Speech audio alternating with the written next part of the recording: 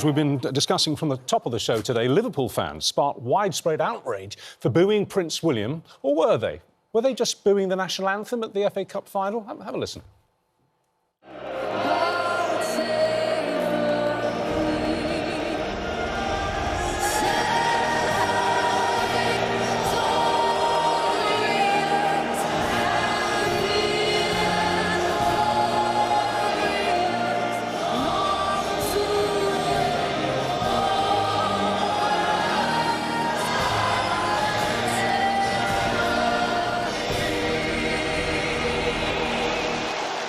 One side of the stadium enjoyed that more than the other.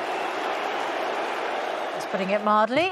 Should fans be free to boo during the national anthem? Joining us now, former royal correspondent Michael Cole. He says it was disgraceful. The editor of Spiked, meanwhile, Tom Slater, alongside him, thinks, well, fans have the right to boo. It is an expression of freedom of speech. Is it not, Michael? I thought it was appalling. And, you know, my first thought was for that young woman singer. Yeah. It was her big moment. She was going to sing the national anthem. And unaccountably, from the red end of Wembley Stadium came this appalling noise. And I thought to myself, what's this all about? It's unconscionable that this should be happening. Liverpool fans pride themselves on being the best in the country.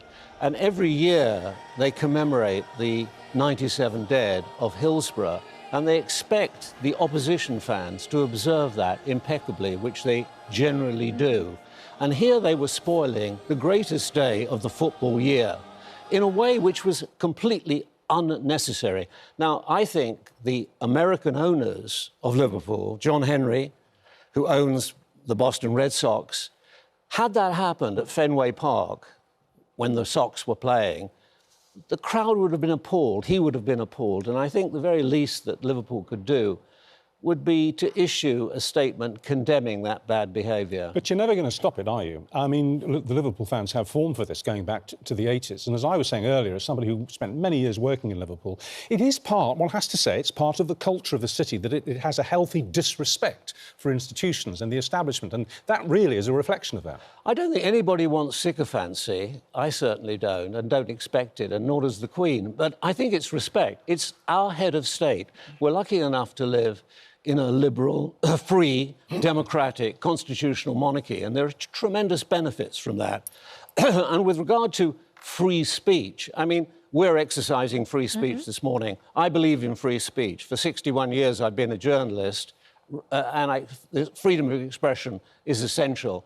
But free speech has its limits. It is not completely absolute. After all, you can't throw around racial when you epithets. say absolutely, but when you say it has its limits, what are you suggesting about the fans who booed the national anthem? Well, I think decency and taste and discretion come into it, because it's very, very punishment then, if you, for instance, for bad taste, if you booed the national anthem in certain Protestant parts of Belfast, you might come off rather the worse. It is a provocative thing to do, and you saw not because of the law, though. I mean, that would be a terrible thing.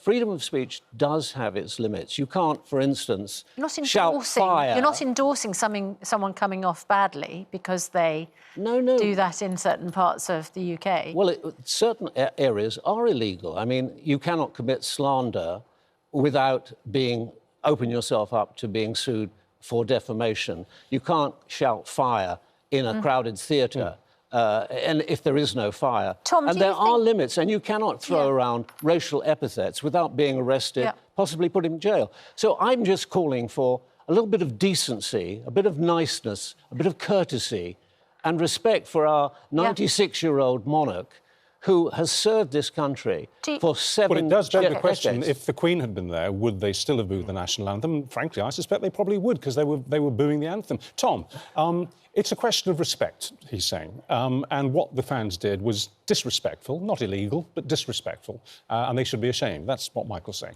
Of course it's disrespectful. Booing is disrespectful. But if you want perfect etiquette, and the football match is probably not the place for you. I mean, we do live in a free and democratic society, as you were saying.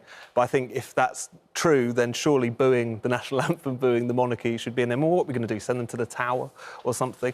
I mean, this has been a part of a general trend in recent years, I think. The behaviour of football fans, what they choose to boo, what they choose to chant, what they choose to sing, coming under increasing scrutiny, calls for people to be banned, calls for people to be regulated, and well beyond the kinds of extreme things that you're talking about here, Michael, just for, again, being slightly outside the bounds of what polite society considers to be. I wouldn't do it, I should say, but still I understand why the former Culture and Sports Secretary Karen Bradley, who's a Conservative MP, urged the FA to take all necessary action and pursue those responsible. However, if we cast our minds back to when fans were booing players who were taking the knee, government ministers seem to have a slightly more relaxed attitude to that booing. Priti Patel said it was a choice for fans whether they booed or not. It seems to depend on who's doing the booing and what they're booing. I'm glad you raised that example, because I think that's the perfect example of how everyone is offended by something. There are some people mortally offended by someone booing Prince William and the national anthem. There are some people who are mortally offended by football fans, whether it's Millwall or England fans, booing the taking of the knee. Everyone's entitled to be offended, everyone's entitled to their views. What they're not entitled to do, in my opinion, is to say that people should be censored, banned, punished in some sort of way just because they say or do something. OK, can we just throw a point back to you, Michael? Yeah. What he said in his opening answer there was that basically it's a football game. It's not a concert at the Royal Festival Hall. It's a soccer game. And we do expect different standards of behaviour at football games. Isn't that the reality of this situation? You were a director of Fulham. I was. Yeah? And when I was a director of Fulham for 16 years, we led the campaign of Kick It Out to eradicate racism, and we pursued that. And that's what I've been watching football since I was 12 years old, and that is 67 years. And I've never heard anything like that. And had I been still a director and that happened at my football club, I would have been mortified by that. Now, Prince William gamely sang through, and others did. Mason Mount of Chelsea, I saw him singing.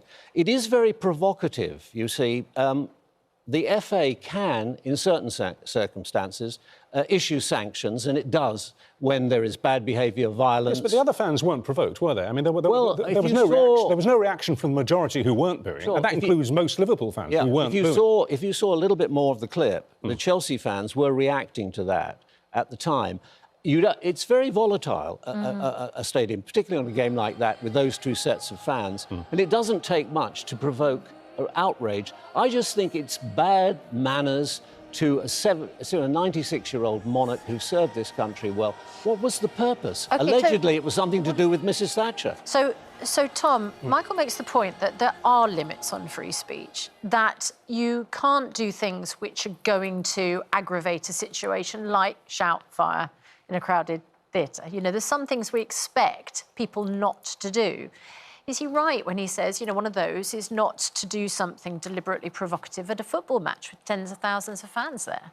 Well, you know, I'm a free speech advocate, I'm a free speech absolutist. I think a lot of what people talk about the limits of free speech is where it actually breaches into something else, into more kind of lawless action, into inciting violence, things like that, which I don't think anyone... Is that what you're saying? Of course, that in some ways it is an incitement? That's not what we're talking about here. We're talking about them booing the monarchy, and if you can't do that in a democratic society, I don't know. Hand gestures as well. Of course. And I'm not endorsing this necessarily. It's not. I'm a Republican myself, incidentally, but it's just not something that I would necessarily engage in. Nothing wrong with being a Republican. Pursue that. It's a perfectly respectable thing to be. But I don't think you go around and provoke other people on a great... It's spoiled the day. All right. Any doubt. Thank you both for now. We asked you on Twitter, is it OK to boo the national anthem? And so far, 71% of people, getting on for three-quarters, say no, it is not OK, and it shouldn't have happened. OK. OK, Tom, Michael, thank you both very much indeed. For the civilised debate.